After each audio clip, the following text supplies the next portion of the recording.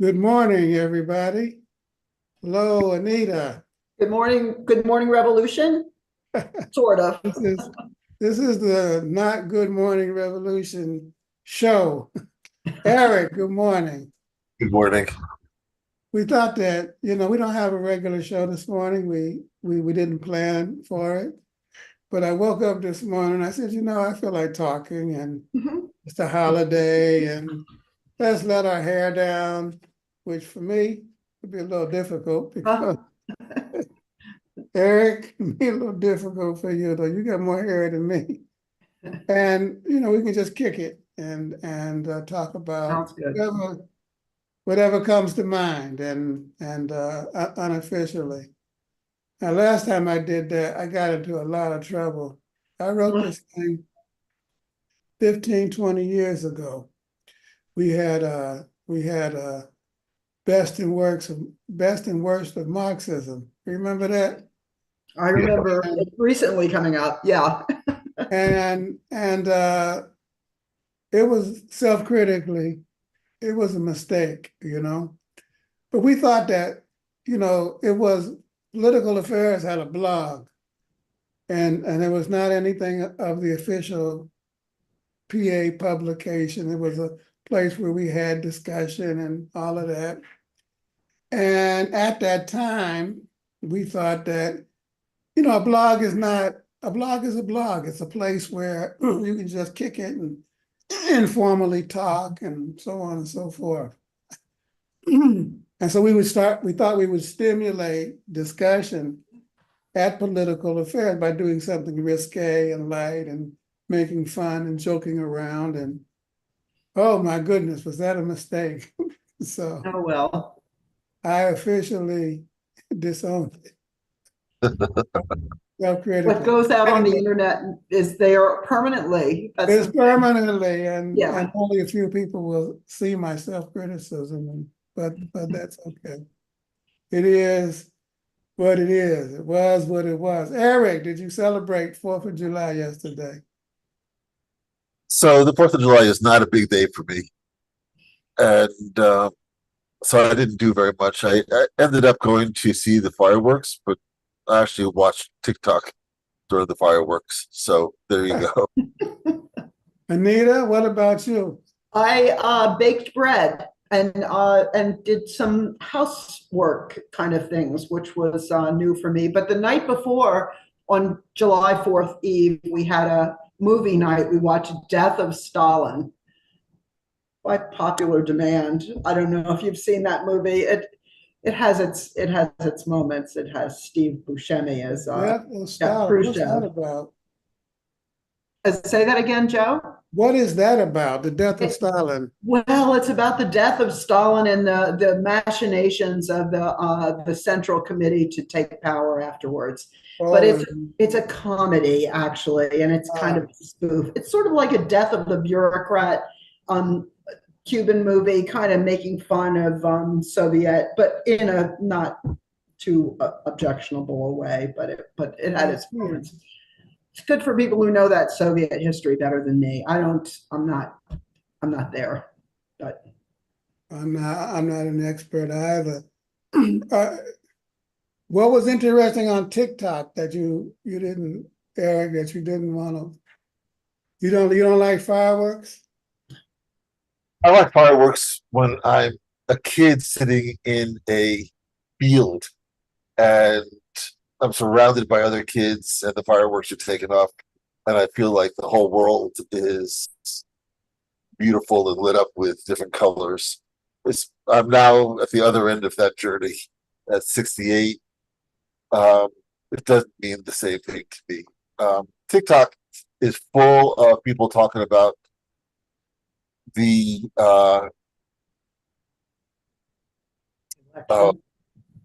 no, it's talking about Trump's statement of taking black jobs. yes. And so that has become the biggest joke on the planet, where you've got black people wandering around, looking over their shoulders, looking for the people who are going to take their jobs.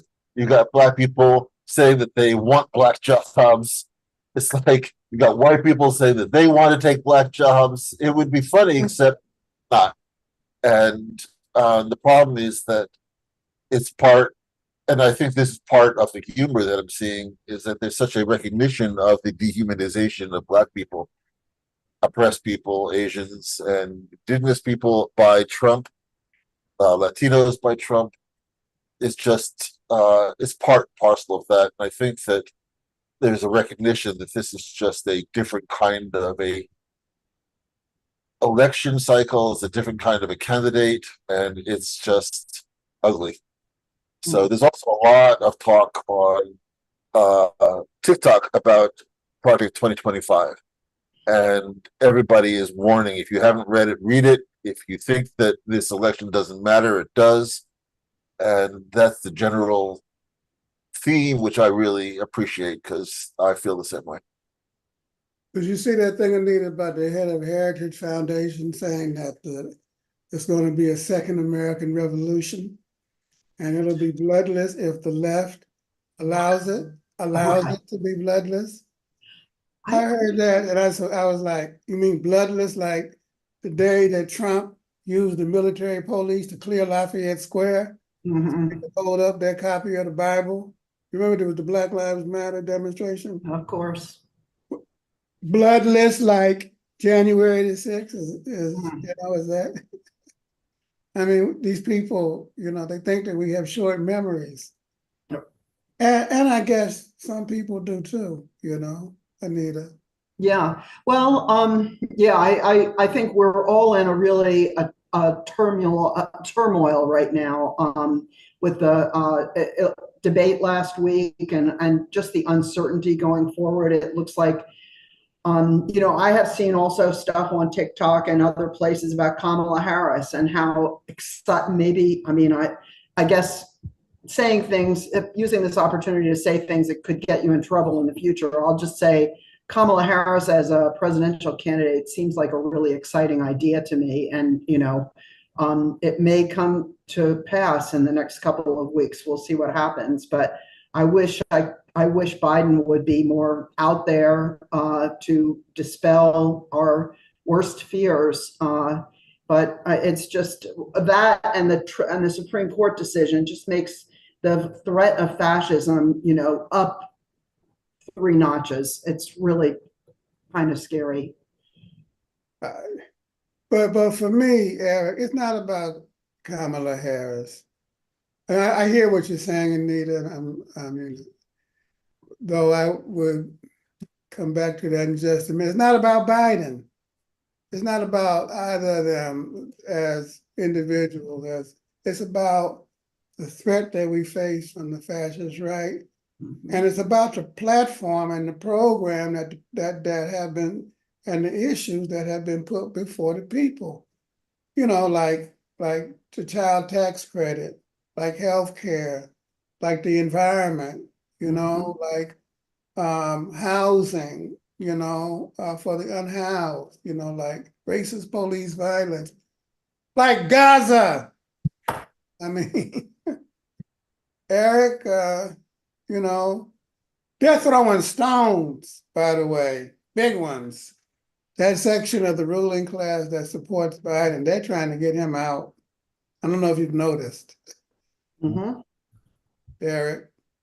So the New York Times is on a rant to get rid of Biden. I have not seen the Times ever do anything like this before. And I see it also in other places. But before I go further, I just want to say you have the wrong person. It's not Kamala Harris. It's Representative Crockett that we need. But you like her. Well, my favorite would be Rosanna Cambron, if we're going to. All right. That's who.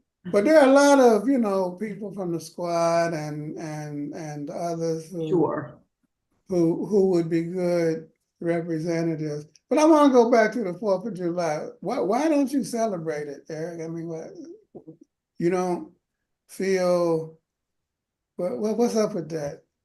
Well, if you want to know, it feels like a holiday that has been twisted into something kind of ugly. and especially this year. And there were a lot of people riding around, at least here in Indiana, with their trucks and their flags, and there was a sense um, of victory, like uh, very aggressive. It was a very aggressive kind of sense of um, well, somebody posted a picture of the American flag on the moon and said, uh, "Don't you wish that your flag was on the moon?" And it that just seemed to capture to me the super patriotic arrogance and of the holiday that I just don't relate to. Um, I think that there is a working class aspect to the holiday where people do their barbecues and things like that. That part of it I love. I don't like this arrogance of riding around trying to tell people that America is better than any other country, or that the that the patriotic right is the is better than the left, or things like that. And the other thing is that there's something really nice about being at home sometimes, and it's just I'm thinking about Anita cooking bread, and honestly, I'm so glad that you did that and that you're willing to like overnight it to us and share us. Thank you. It didn't turn out that well, so you're not missing Mm. anything.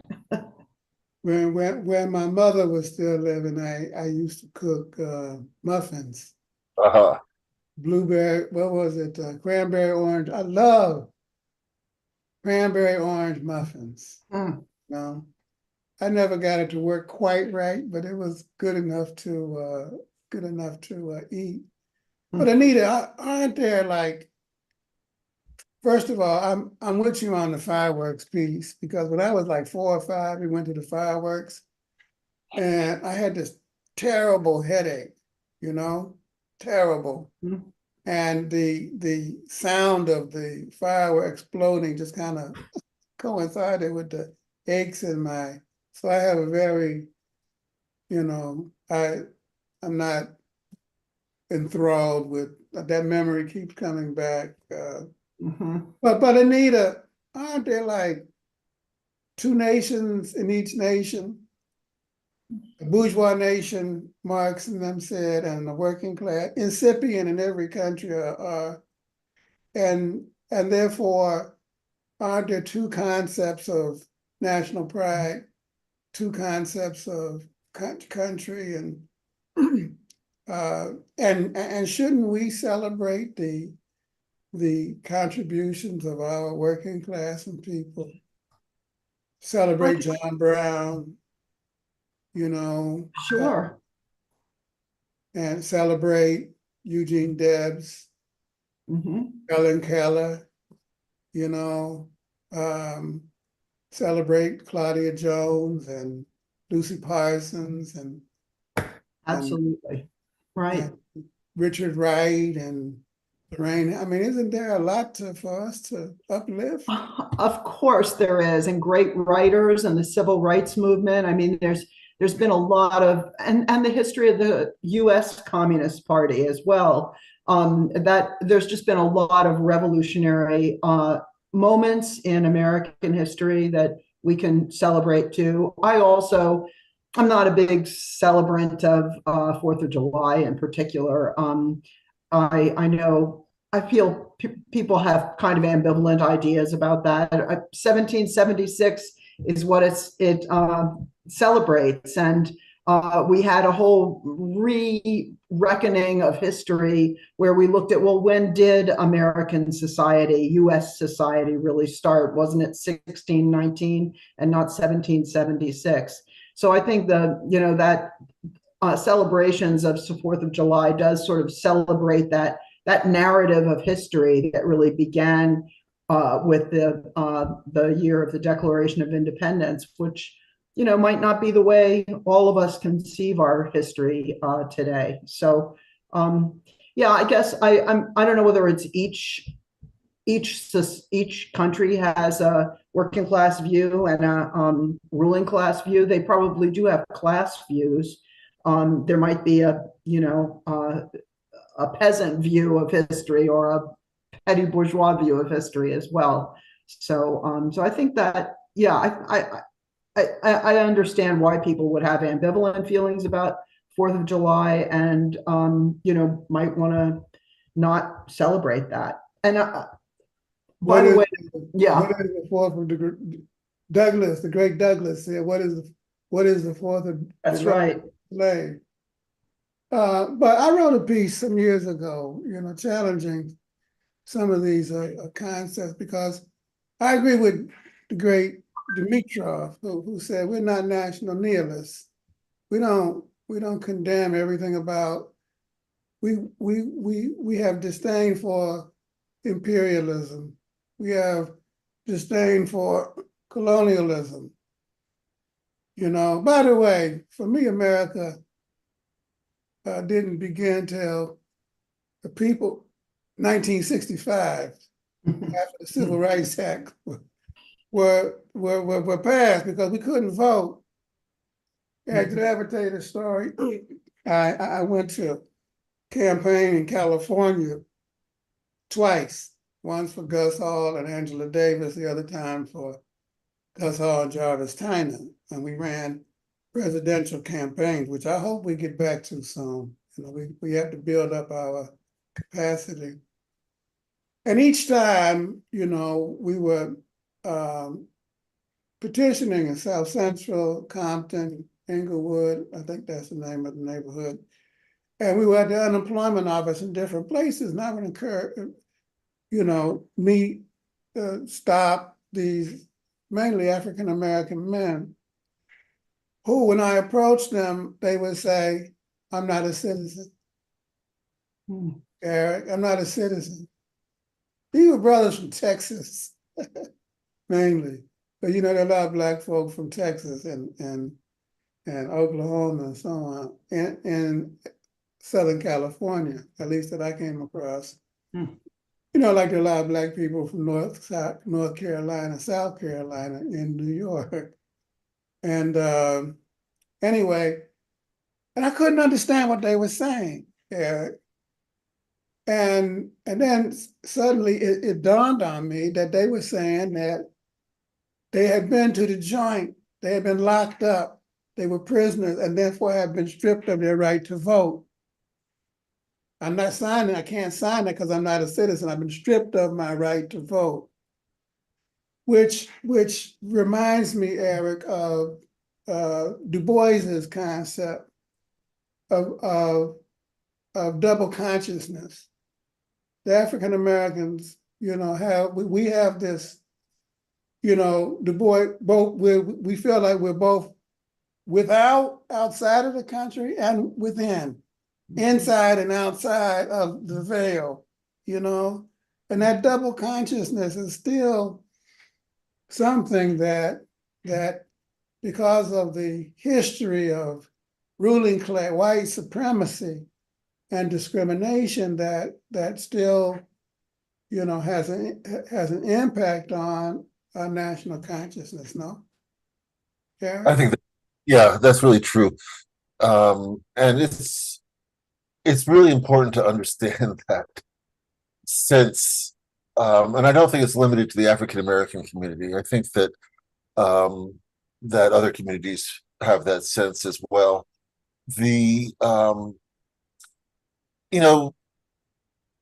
Celebrating the Declaration of Independence, people forget that the first person killed was an African American in that war, and that seems strangely correct in a way, because Black people have been put on the front lines in so many ways, in so many struggles, or we have put ourselves on the front lines, but we've also been put on the front lines by historical necessity. And the struggle for full participation in this society it feels very current. And the struggle in 1776 was part of it was to sustain the class nature of the country. So it was sustaining the fact that only rich, propertied white males could vote. It was sustaining chattel slavery. It was sustaining in the North wage slavery. So Bonded labor. Mhm. yeah, it was not freedom for everybody, and we're still struggling for that freedom. And we're struggling today in a situation where every little drop of freedom that we have won since 1776 as people's movements and as anti-racist movements and so forth, those wins are under attack by people who literally want to restore um, the 1776 United States with slavery and everything else. So, so these battles don't feel old to me. They feel very new, and that's part of my antagonism, so to speak, with the idea of the 4th of July. And it's really it's a you could call it an unfinished revolution that needs to be finished on behalf of the working class, or you can call it other things, but it is still unfolding. Those tensions are still in our society, and the working class still needs to organize itself to resolve these questions on its behalf. And fighting is really hard sometimes, but it's really important. We put forward the idea, Anita, in the pre-convention discussion, that we have an incomplete bourgeois democratic revolution and that it's ongoing. And it will only be complete when democracy is bourgeois democracy, and all of its different is applied to everybody. And you know, Black folk, Latino, Asian are still victims of systematic and systemic discrimination that is built into the system. You and I got in an argument about that once. I said it's in the DNA of the country. That's right. But we, you know, our concept of country and you know, national pride is not, we're internationalists. Consistent, Anita, working class internationalists, you know. That's right. Which is the difference between this fake populism that parades under the mask of socialist patriotism that's kind of based in a national chauvinism. Mm-hmm. You know, make America great again. So what kind of, aren't those oxymoron? Two irreconcilable concepts that they're trying to, and you put those two things together and what do you have? A monstrosity. Mm. Yeah, and you think about our ruling class. I mean, American imperialism has its tentacles throughout the world. And I think at this time, especially with the biggest hurricane that has ever been recorded at this time of year has just swept through the Caribbean, really. And it's our ruling class, it's our you know, extractive industries that are really at fault there and just seem to be unstoppable. Well, we have opportunity, I think, to really, that's one issue I think that has to be on the front burner here in terms of the clear choices before us when it comes to environmental policy. But I love, I have there's this little city of Port Royal, a village of Port Royal, Jamaica, that is very dear to me. And I've done a lot of work there, and I'm sure it's been leveled. I know they have had experiences with previous hurricanes where every single roof was missing after the hurricane. And I think this one swept in just like that. And it's 2 feet above sea level there. So I'm really feeling for the people in Jamaica and Grenada and all those countries. And now I guess it's on its way to Mexico, but it's not quite so fierce as it was going through the Caribbean. But that's thanks to Exxon and Mobil and all of those guys. We've got to make sure that we put some environmental policies, some brakes on that kind of development, and really take a hard look at the way we use fossil fuels in this country and around the world. What climate change? What? Standard Oil, they had a Standard Oil and these other big they don't. Anyway, don't get me started. We're going to end up with a complete catastrophe, and then it'll be too late. But sticking with this concept of one of the things that the convention and that the party left to be done is to continue to develop our concept of a U.S. Let me put it this way, to put forward our platform and program, Eric. We need an electoral platform. What do we stand for? I think that the Political Action Commission is going to start working on that. And we need to put forward our concept of socialism. We say that there are no models of socialism, but we have to develop our own model based on our own conditions and history and culture and the best elements of that, because again, it's a mixed bag in some ways, positive and they put forward a national form of Yugoslavian, a national form of Marxism. They had their own thing, some of which had some interesting features like worker self-management and that kind of thing. But they didn't adhere to the universal principles of, and it kind of moved in the development of, there were some nationalist elements to it, and then you had different concepts of socialism that emerged even before that, Eric, like African socialism. Is there such a thing? Or No. Chinese socialism? Is there such a thing? Or Russian socialism? Or American socialism? Eric, what? And some people say that there's different kinds of Marxism. That there's an Eastern Marxism and a Western Marxism and Northern Marxism and Southern. These are interesting concepts. What do you think, Eric?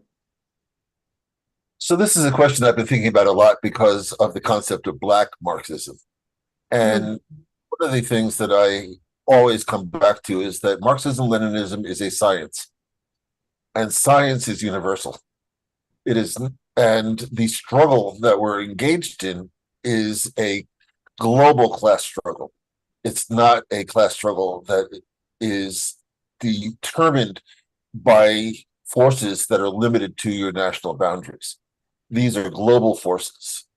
Imperialism, as it's practiced by the United States and its allies and contributory countries, is global.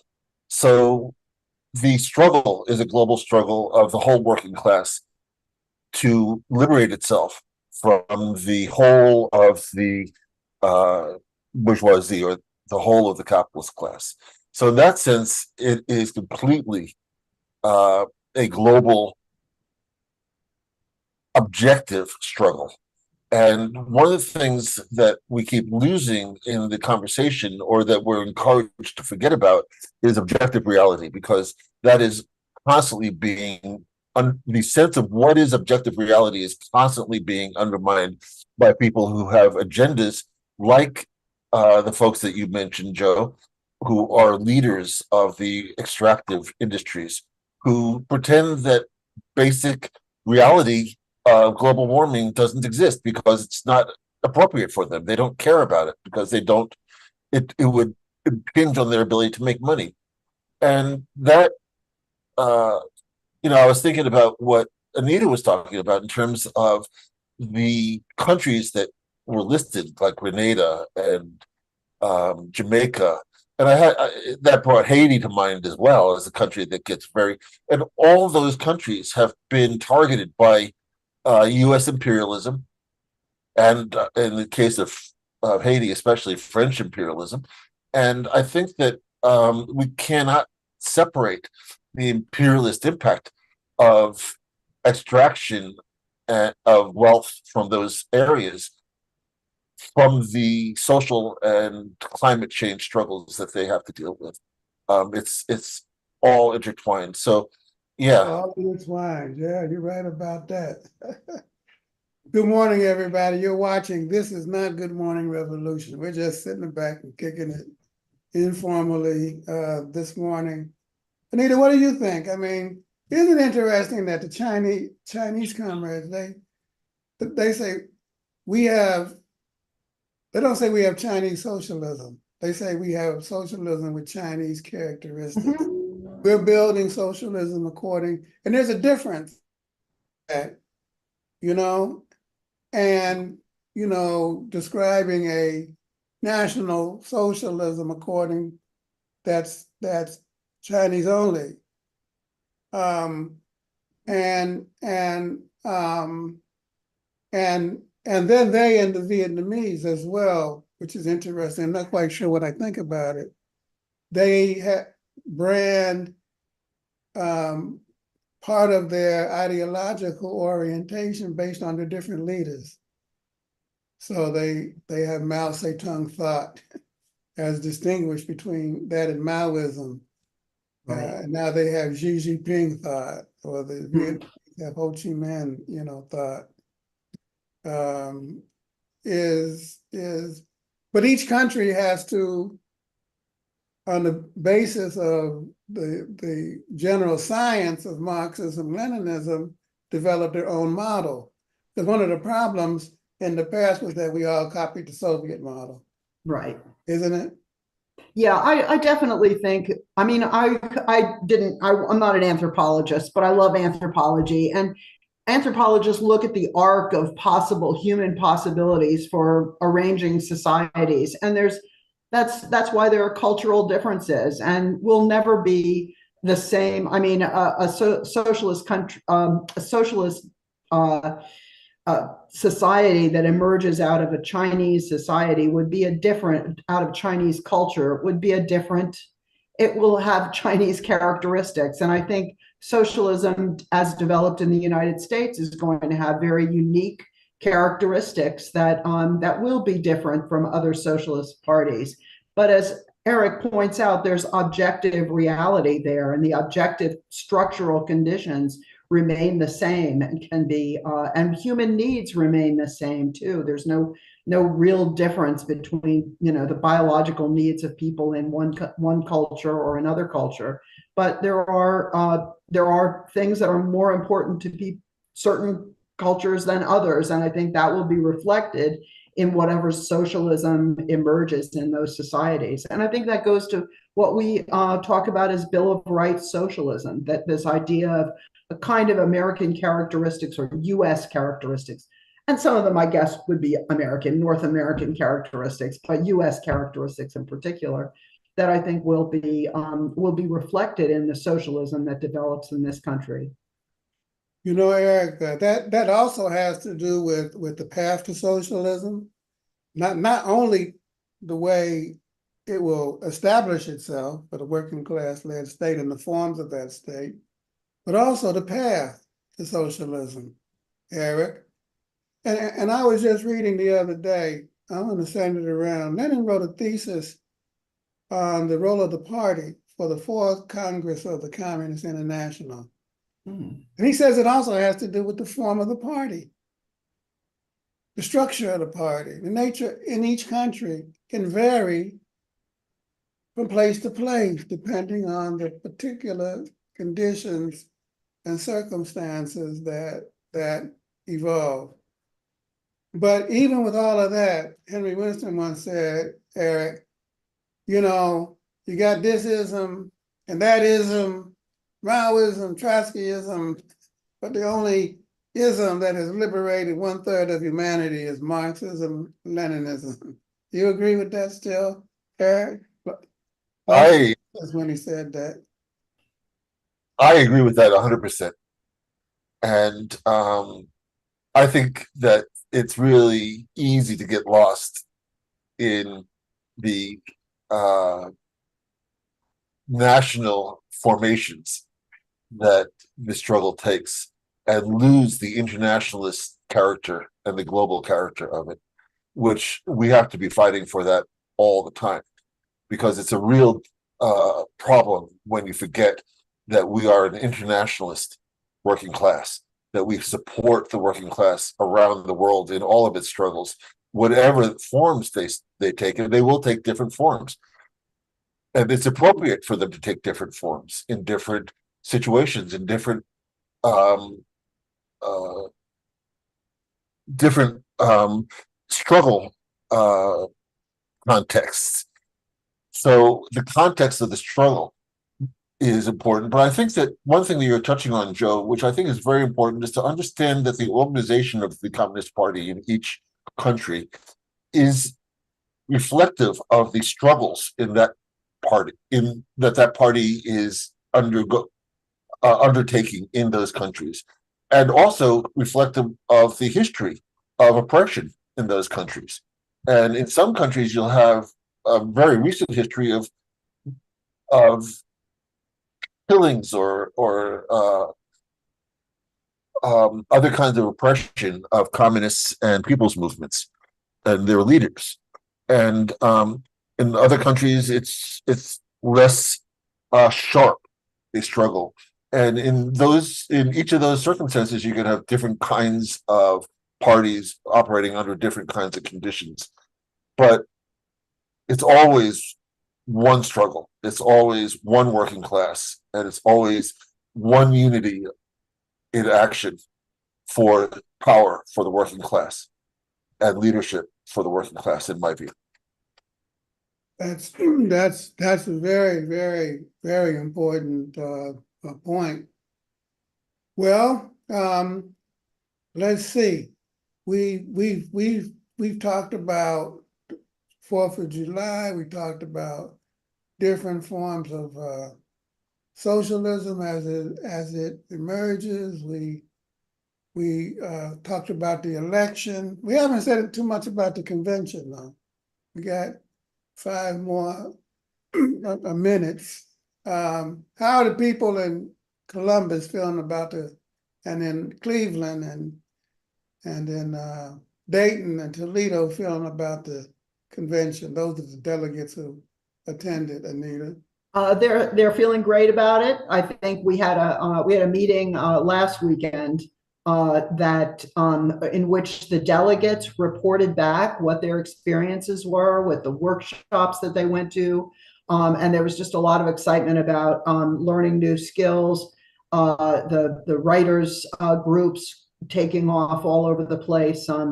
And it was, I think it was really, really unifying. We had ComFest this past week, and we had another, we just have had one thing after another in Ohio. Molly, our Cleveland chair, came down for we had a Citizens Not Politicians amendment to the Constitution is going to go before voters in November. And they had a ceremony and a rally at the State House after they dropped off 710,000 signatures for that petition, on that petition for that amendment.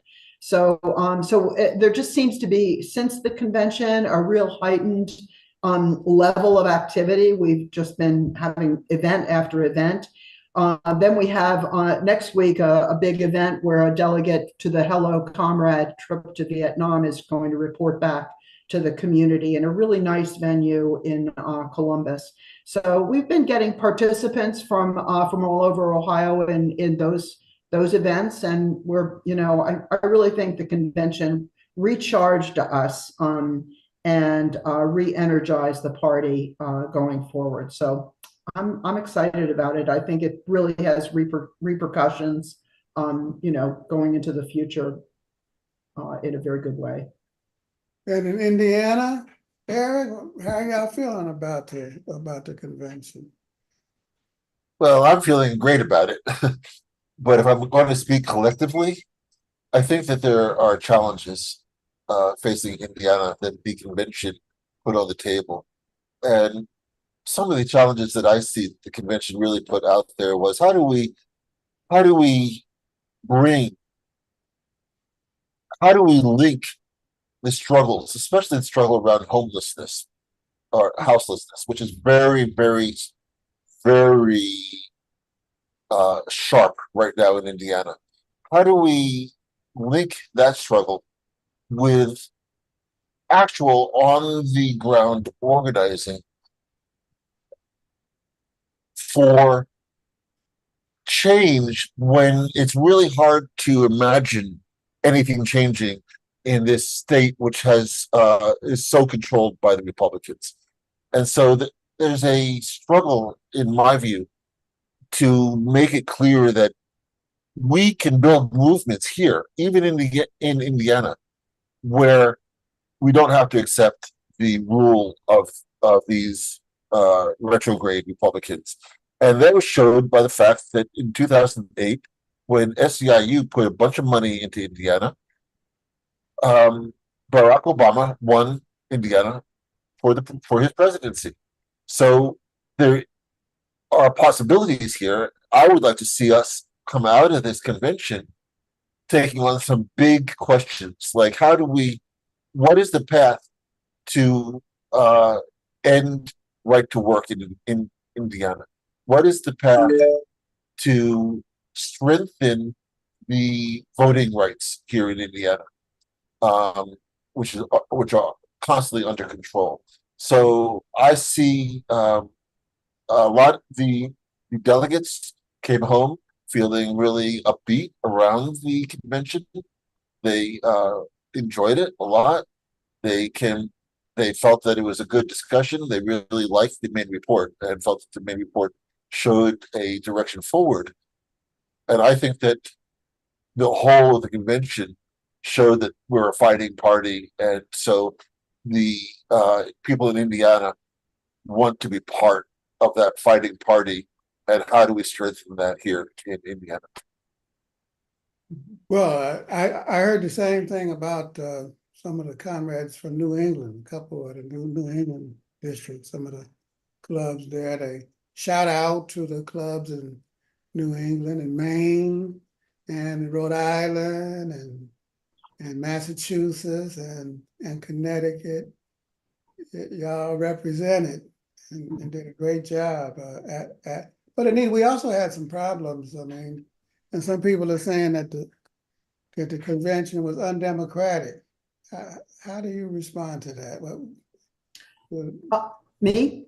Yeah. I think well, we really planned very carefully, and the convention was the culmination of work that really began with a kickoff on February 4th, and we really I think people from all across the United States, the party members who never came to the convention ultimately, but they did participate in the movement going forward. We had many pre-convention discussion documents out there under discussion. It was hard to keep up with all of them. And then we had resolutions, and we had periods of time where people could make amendments on resolutions. So it was the culmination of a lot of work. And we had to have some rules about how that work was going to be accomplished on those last 2 full days really of convention work.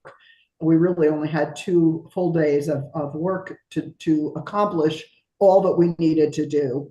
And those rules were set down at the beginning, and we agreed to them, and we abided by them. And that was the important thing, and that's the democratic aspect of it. People all had the chance to participate in the process. And there was one resolution on democracy that's been remanded back to the National Committee, and we're going to have a serious discussion about that.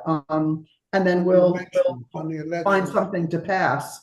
So I think that'll put that thing on, put that issue.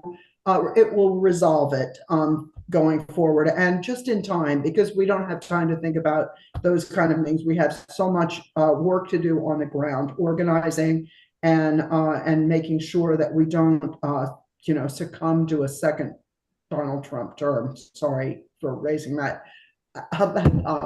possibility again, but it's just something that everybody's kind of crazy about right now. No, it's the key question before us. It's the key.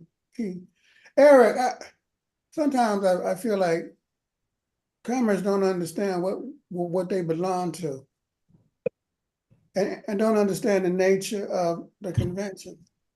Convention is the highest body, and as the highest body, do you know that the convention could vote to dissolve the party? It could. Yeah, but we don't want to share that too much. That's right. But it's true. The convention as the highest body of the party can, and the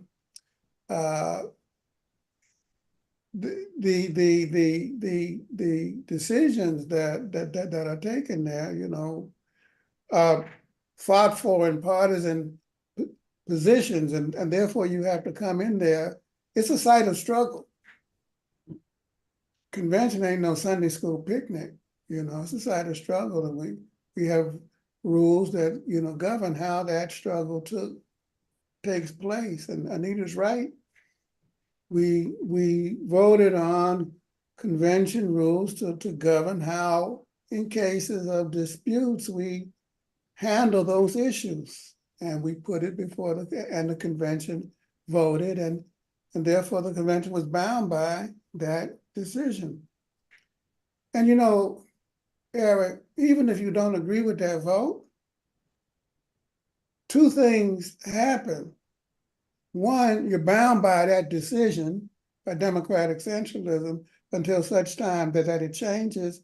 And two, you're bound by how you raise your objection.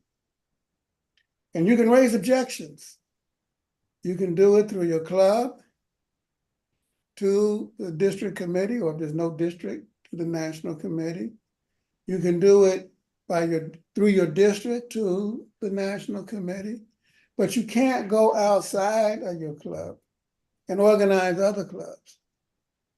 You can't, as an individual member, organize members around the country. You can't.